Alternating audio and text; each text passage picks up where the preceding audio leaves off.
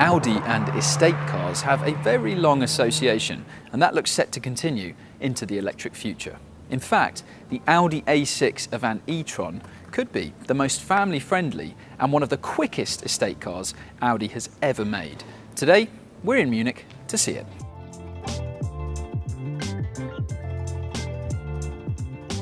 Let's start by having a recap on what electric cars we've seen so far from Audi. And things started with the e-tron, which was a big, fully electric SUV that was brilliant in many ways, but it had a pretty terrible range and it was also very expensive. After that, we saw the e-tron GT, which was a low-slung sports car, very closely related to the Porsche Taycan. Then, after that, things went a bit more mainstream and sensible with the Q4 e-tron. Following that, the e-tron was then facelifted to become the Q8 e-tron. And now, most recently, we've driven the very, very promising Q6 e-tron. So, lots of electric SUVs, even a sports car, but not much in the way of saloons and estates until now, because this is the A6 Sportback e-tron, and that is the A6 Avant e-tron, which feels like much more familiar Audi territory. Now, there already is an Audi A6, of course. It's a fuel-powered executive saloon that's a rival to things like the BMW 5 Series and the Mercedes E-Class. This is not just a fully electric version of that car. It's a completely different, brand new electric car built on Audi's so-called PPE platform, which stands for Premium Platform Electric. And it's the same platform that's going to be shared with the Q6 e-tron and also the Porsche Macan. Now, the fuel-powered A6 is still around and it will be sold alongside this A6 e-tron. That will be until probably towards the end of next year, when that A6 will be replaced by an A7, which will still have petrol and diesel options. And that transition will be similar to what we've seen from the A4 into the new A5. Now, in terms of dimensions, the A6 e-tron is a little bit bigger than the fuel-powered A6, and it obviously looks quite different as well. You've got a very different looking front end, some more curves than you might notice on the regular A6 as well, and also these very slim headlights at the front. And Audi's particularly pleased with this latest generation OLED lighting technology, which gives you up to 8 different light signatures to choose from. At the rear of the car, you can also have a full-width light bar with some illuminated Audi rings. That won't be standard, it will be part of an optional pack, but it still does look pretty interesting, doesn't it?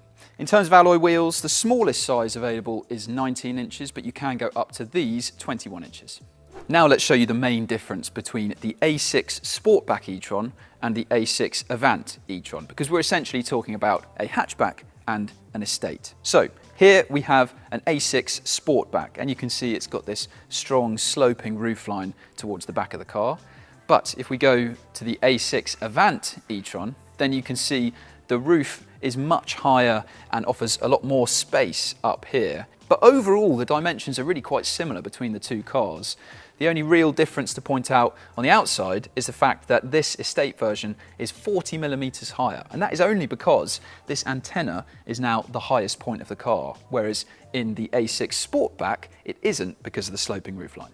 Now for the all-important numbers, and the A6 e-tron will be quite similar to the Q6 e-tron. So there'll be a choice of 2 different batteries. The bigger one is 100 kilowatt hours with a usable capacity of 94.9 kilowatt hours.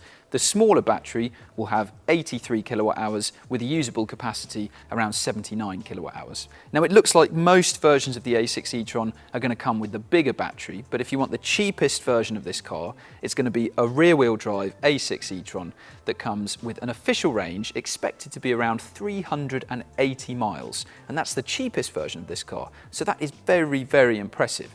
If you want the longest range possible with your A6 e-tron, then it's likely it will have an official range of up to 460 miles, which is really, really very impressive, and pretty much 100 miles further than the official range of a BMW i5. It will also feature 800-volt electric architecture, which means that the A6 e-tron is capable of accepting super fast maximum charging speeds. Audi says it can accept up to 270 kilowatts, which is faster than the 205 kilowatt BMW i5 and also the 170 kilowatt Mercedes EQE. The problem is though, finding public chargers that can deliver those incredibly fast charging speeds is still quite rare. If you do manage to find one, then you'll be able to get a 10 to 80% charge in just 21 minutes, which for a battery this size is really, really impressive. If, however, you can only find a 400 volt charger, then the maximum charging speed this can accept is 135 kilowatts, which is still fairly fast, but obviously not quite as impressive as a 270 kilowatt charge. When it comes to AC charging, this can charge at 11 kilowatts as standard, but there will also be an optional 22 kilowatt charger available.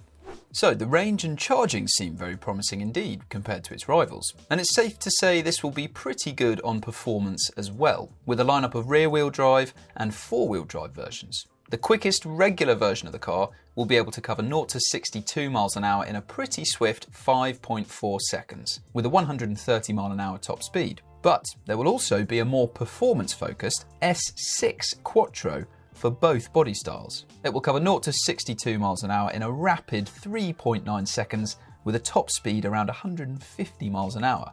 And beyond this, there may well be an even more powerful RS6 e-tron in the future. If it's quicker than the 3.4 second petrol-powered RS6, then it will become Audi's quickest accelerating estate. Now let's look at the boots, and we're going to start with the Sportback. So this is not the estate. In theory this will be the smaller of the two boots, but it is still absolutely massive. You get 502 litres of overall capacity, and really this is bigger than a BMW i5. It's comfortably bigger than a Mercedes EQE as well, and you can see there's a big open storage space in here, which is very simple and very practical. There is a bit of a loading lip, but you do have some underfloor storage, which is just about big enough to leave a charging cable in. So overall, even if this is not an estate, this is still a very practical boot. And you can also have a hands-free tailgate opening, and if you have that on the options list, then you get a projected light to show where you need to kick to open the boot. Now we are at the estate version of the A6, the A6 Avant, and you might assume, being the estate version, this will have a significantly bigger boot than the regular Sportback, but in fact the official storage capacity for this car is exactly the same as the Sportback, 502 litres. However, that doesn't tell the full story, because yes, below the parcel shelf where those official figures are taken, the storage is the same. But above the parcel shelf, where you've got that extra height and extra room, it is quite a bit more practical than the regular Sportback version of the car. So ultimately that means if you're going to pile loads of suitcases one on top of the other, then it's going to be easier to do that in this estate version of the car than it is in the Sportback. And also, if you fold down the rear seats, they split fold 40, 20, 40 by the way, which is nice and practical, then in total you'll have an extra 90 litres of storage in this estate version compared to the Sportback. Another difference to point out is the fact that you can see there is no loading lip at the front of the A6 Avant, and that is because you have a height adjustable boot floor as standard in this car. And that is something that you can't get with the Sportback. So overall, really, the estate version of this car isn't a wildly more practical version of the A6, but it is helpfully more practical in a couple of different ways. And there's also some front storage. And there's quite a nifty way to open it conveniently as well, because normally to open the front trunk, you've got to go into the car, find the bonnet release, pull it, and then come back. But in this A6 Avant e-tron and in the Sportback, if you've got the key on you and you approach the car and wipe the nose here, and you will find 27 litres of storage up front, which is going to be just about enough for a charging cable. And whether you go for a rear-wheel drive model or a four-wheel drive model, this storage is exactly the same. Now let's look at the rear seats, and we'll start with the estate car, which is more practical, more spacious in these rear seats than the Sportback, as we'll show in a moment. So, sat back here, you've got a very, very long wheelbase, so massive distance between the front and rear wheels, and that means that legroom is pretty good. If you're sat behind an adult, then an adult can be sat in these rear seats with a lot of knee room and legroom left over. But the actual sitting position is a little bit odd here. It does feel like the floor is high relative to this low bench back here. So you can see my knees are rather high up. So it's not the most natural or comfortable sitting position back here. When it comes to headroom in the estate, it's okay. If I was taller than 6 foot, say, I'd probably be a little bit cramped in here. If you do go for an Avant with a sunroof, you get a little bit more headroom because of the way that it's carved into the roof lining. I'm now in the Sportback and you can see I'm not tall. I'm a pretty average height for an adult, but I can't sit up straight without craning my neck to try and sit in the back here. Now let's look at the interiors, and whether you go for an estate version of the A6 or the regular car, the interior up front is exactly the same. And indeed, you probably recognise this from the Q6 e-tron as well, because you have an identical screen layout. So that means you've got an 11.9-inch fully digital driver display attached to this 14.5-inch touchscreen infotainment. And you've also got this separate screen to keep your front passenger entertained. And there is a mode that you can put this in so that the driver is unable to see what's going on here, so that you won't be distracted using it.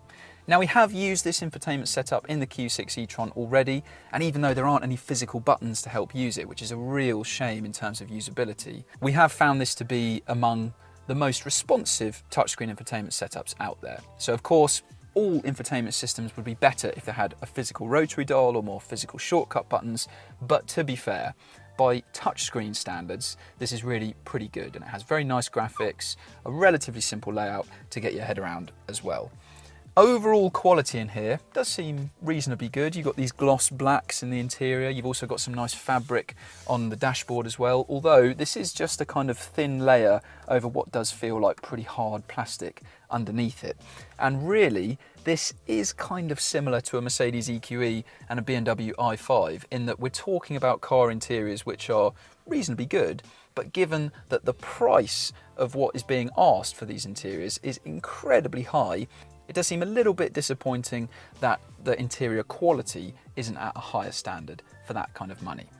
Anyway, other things to point out in this interior are the fact that you have some snazzy digital door mirrors, which have been pretty hit and miss in terms of usability so far. We've already seen these on the Q8 e-tron, but this is the kind of next generation of them. And there has been an improvement because in the Q8, the actual screen was quite low down. So whereas you'd normally look to see the mirror on the outside, in the Q8 e-tron you'd have to actually take your eyes further down to see the screen. Now Audi has realised that that wasn't ideal, and for this new generation of this technology, they've moved the screen higher up to make it a bit more intuitive for drivers. The A6 Sportback e-tron and A6 Avant e-tron are available to order from September 2024. But if you're watching this video from outside of estate-loving Europe, then you'll only be able to get the Sportback version. UK pricing will be announced closer to the car's launch, with a starting price around £62,000 expected, and a difference of £2,000 between a Sportback and an Avant. Top-end S6 models are likely to be closer to £100,000. That's very expensive, of course, but so too are rivals like the i5 and the EQE. Will the new A6 e-tron be worth the money? We're looking forward to driving it to find out. If you want to see that full review as soon as we've driven the car, then make sure you subscribe to our channel, and to get a great deal on your next car, go to whatcar.com.